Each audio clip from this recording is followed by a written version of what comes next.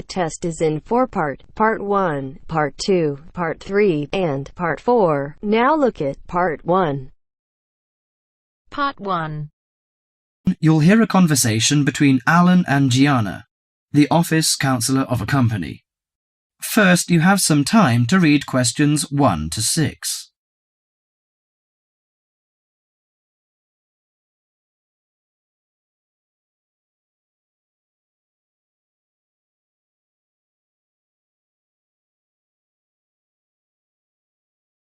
Now listen to the conversation and answer questions 1 to 6. What's up, Gianna? You look like you're in bad shape. Yes, maybe I'll get sick leave from the boss and finally catch up on some sleep. I've barely eaten and slept in days. Those are warning signs of occupational stress. How are things at work? Terrible. After all the layoffs lately, the workload is totally overwhelming for everyone that's left. So I spend every waking moment in the office. I'm kept busy all the time. So you need to take a few minutes break every so often to clear and refresh your mind. But my boss will complain I'm not hard-working. She's so capricious that you can't predict her reaction sometimes. Maybe your boss just doesn't have a clue about how much you're really doing. Keep her updated on your achievements and projects. Also insist that she prioritize everything so you can manage your time better. That's right. I suppose that would help me regain some sense of control, but I'm afraid that she'll take that as a sign of laziness and give me the axe. So take the initiative and hit the job hunting trail now. You'll be surprised at how many opportunities are out there. Well, that's encouraging. Anyway, you should cheer up and get rid of the situation. You know, according to a survey, about 40% of all people find their work very stressful, and 25% develop mental or physical diseases.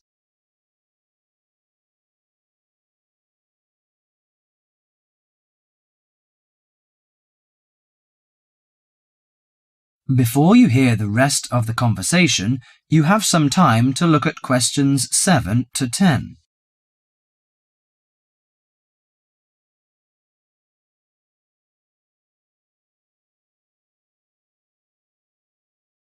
Now listen to the conversation and answer questions 7 to 10. So serious? I didn't know that. How do the problems start? You know, they start when conflicts at work induces stress. Your body reacts by flooding the bloodstream with hormones that tense up your muscles and increase your blood pressure. This is meant to save you in a fight or flight situation, but leads to a host of illnesses, ranging from insomnia and headaches to heart attacks, when it occurs regularly over an extended period of time. What should I do to prevent such things happening? Well, most occupational stress is attributed to a recognized lack of control. You should act in advance to relieve the problems. For example, you should actively pursue career opportunities rather than quietly worry about getting fired. Of course, you can't control everything, so you need to help your mind and body cope. Keep a journal to release your frustrations, take short walks to calm down, or if necessary, simply take a mental health day. That is the end of Part 1. You now have half a minute to check your answers.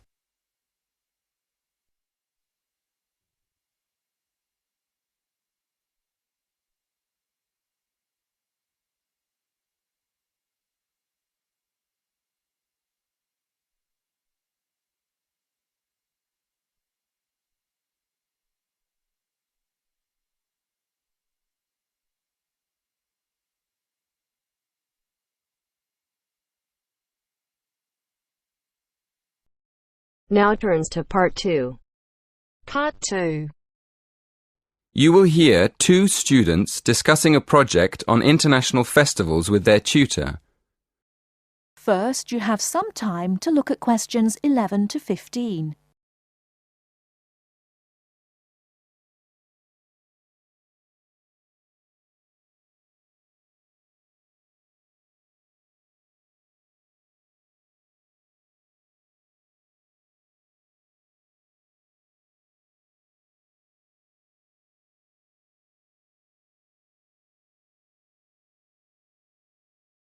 Now, listen carefully and answer questions 11 to 15. Good morning. Shall we start by looking at the topic of your project? So, what have you decided to research? Well, we thought we'd compare festivals in different countries and see if any of them are similar. Yeah, you know, like the carnival celebrations in South America and the water festival in Thailand. OK. What exactly are you planning to study? The origins of the festivals? The types of celebration? People's attitudes towards the festivals? We were planning to look at the origins of the festivals and the time of year they're celebrated. We're thinking of looking at the connection between the seasons in different countries and the actual festivals, and then looking for similarities between countries that are quite far apart. Well, that sounds interesting. Did you say you've already started researching into the carnival? Yes. We've already found a connection between the carnival and the seasons. For instance, some researchers say that a very long time ago in Europe, people used to put on colourful masks and costumes at the beginning of the year to celebrate the end of winter, and then they could get ready for spring. Right. And then what happened? Well, as the years went by, the purpose of the carnival changed, and it became a religious festival. These days, there are big carnival celebrations in countries all across the world, like Brazil and India and Indonesia. But an interesting thing we discovered is that in some countries, people celebrate the carnival by throwing water at each other in the street. Well, we thought that obviously this is because carnival's celebrated at the hottest time of the year, just before the rainy season. So splashing people with water is a very good way of cooling them down. Before you hear the rest of the talk, you have some time to look at questions 16 to 20.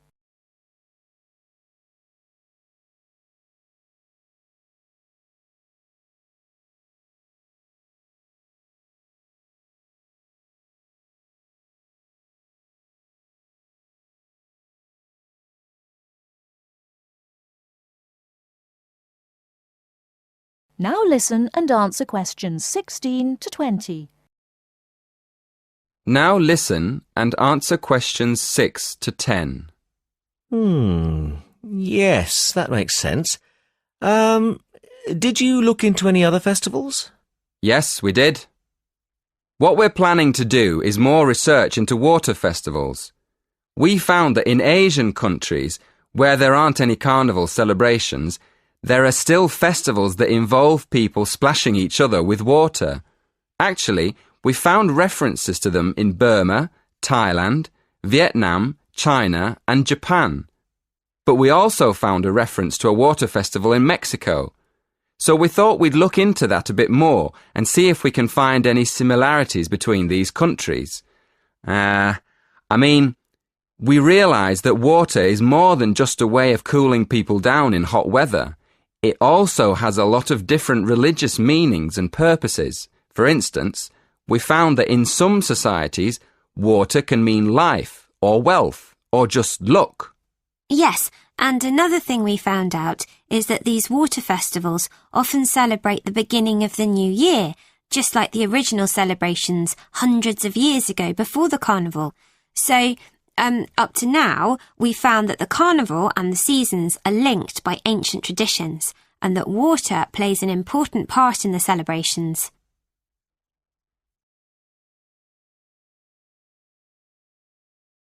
That is the end of part 2. You now have half a minute to check your answers.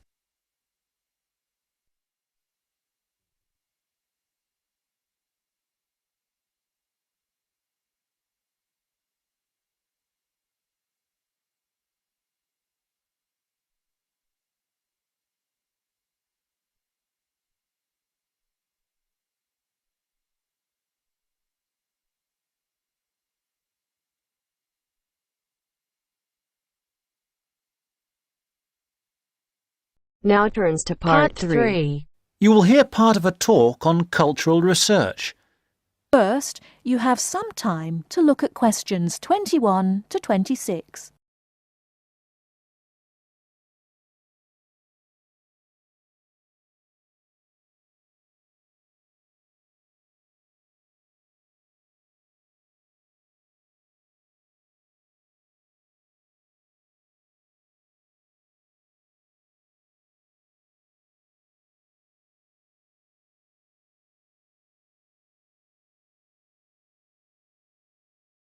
Now listen carefully and answer questions 21 to 26. Having referred briefly to the general definition of culture, I want to move on to an example of cultural research in action, a real example of what researchers into culture are doing. This is a study done in 2004 into the global teenager hypothesis. Now, the global teenager hypothesis states that the values and attitudes of teenagers all over the world have become very similar, that teenagers are part of a global culture, rather than a national or a regional one. This study investigated the subject of materialism in 3 different cultures. It asked if teenagers' attitudes to materialism were similar or different in those 3 different cultures. I'd like to go through the main points of this study because I think it demonstrates the interest and usefulness of this kind of research. The research took a sample of 556 high school students of between 14 and 17 years of age from 3 countries. The 3 countries, being also 3 differing cultures, were China, Japan, and the USA.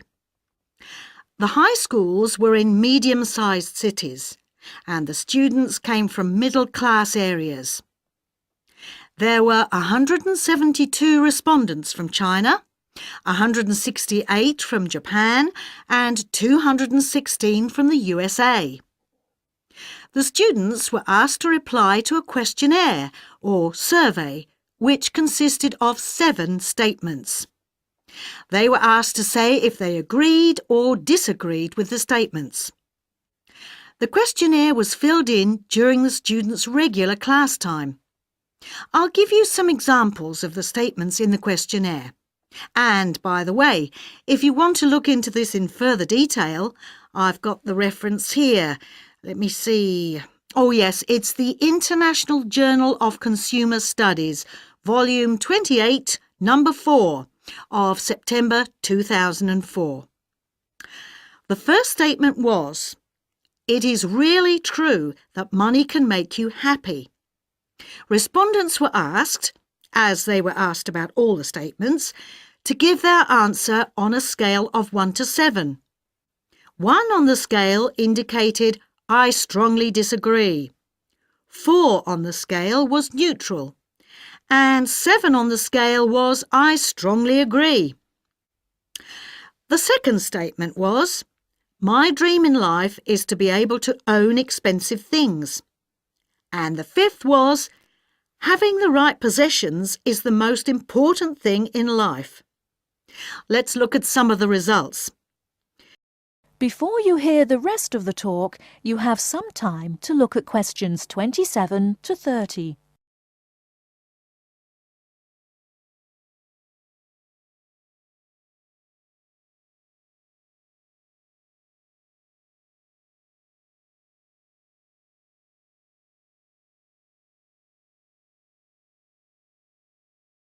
Now listen and answer questions 27 to 30. I'm sure. Let's look at some of the results. With regard to the first statement, it was the Japanese teenagers who agreed most strongly that money could make you happy. The Americans were second, and the Chinese agreed least. However, regarding one's life dream being to own expensive things, it was American teenagers who agreed most strongly with this, and the Chinese who agreed least. As regards the 5th statement about owning the right things, the Americans agreed less strongly than the other 2 groups. It was the Chinese who agreed most strongly with this statement. I haven't been able to analyse all aspects of the study in this lecture, but it does suggest that the hypothesis is not supported by the data. It may be that the culture of the USA is more individualistic, whereas the Chinese culture is more collectivist or communitarian. However, it does not seem to support the global teenager hypothesis. As always, This is something on which we need to carry out more research. That is the end of part 3. You now have half a minute to check your answers.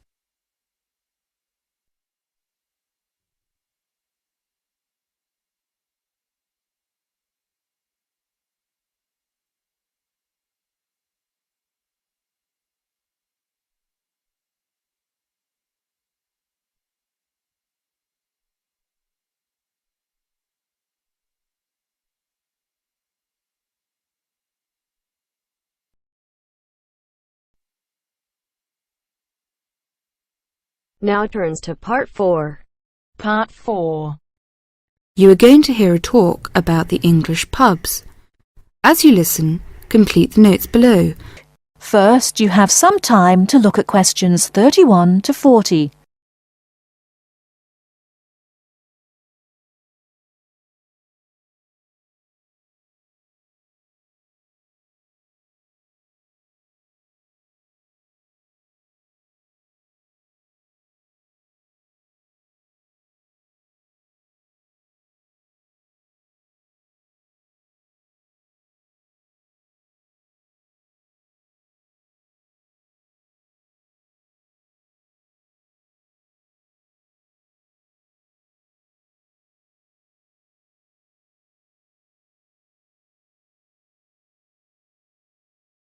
Now listen carefully and answer questions 31 to 40.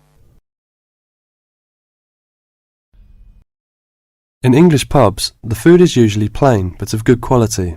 In fact, to taste good, traditional English food, you would do well to visit a reputable pub. Many businessmen habitually have lunch in a pub near their office. In the country, the pub is often part of an inn where you can put up for the night. The Englishman's favourite drink is beer. There are 3 different methods of serving beer in Britain. As you'd expect, some beer is served in bottles. Beer that comes from a tap is called draft beer, and there are 2 different methods of serving it. Keg beer is served with modern method, which uses a gas called carbon dioxide, and traditional draft has no gas in it, and a pump is used to pull the beer up the pipe and out of the tap. Keg beer is served colder than traditional draft. It's easier to look after, and some keg beers are sold almost everywhere in Britain. This means that you can always have exactly the same drink in any pub that sells a particular keg beer. Traditional British beer is probably quite different from the beer in your country. It has no gas in it, and it's not served very cold.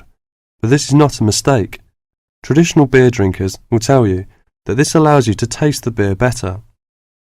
Traditional draft is not always looked after as well as it should be, but in a good pub, a traditional draft beer drinker will tell you there can be no better drink.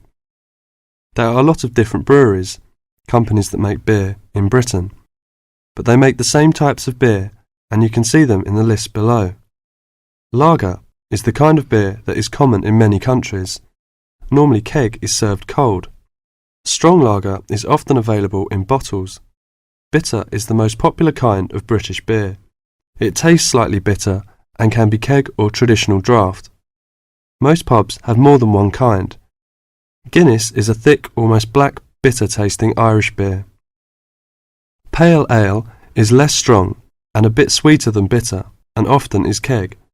Mild is a fairly sweet beer, often dark, not as strong as bitter. It can be keg or traditional. It cannot be found everywhere. Bottled beers are sometimes served cold. There are several kinds available. For example, light ale like pale ale.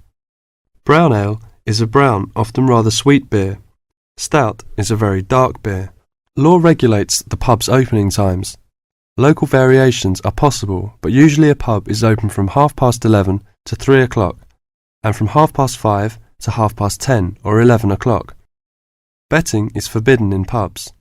Children are not allowed on licensed premises, which may mean that father and mother cannot have a quiet drink together if children are with them. In the old days, when people drank too much and pubs were often rowdy, the law against children entering pubs was a wise one. Today, drunkenness is much less frequent than it was, say 50 years ago. It would be quite wrong to consider the average English pub as anything other than a respectable, friendly place that provides good drink, good food, and a pleasant social atmosphere. Far too often the foreigner has read accounts of sordid 19th century drinking places, haunted by people whose one desire was to drink as much as they could afford as quickly as possible. That is the end of part 4. You now have half a minute to check your answers.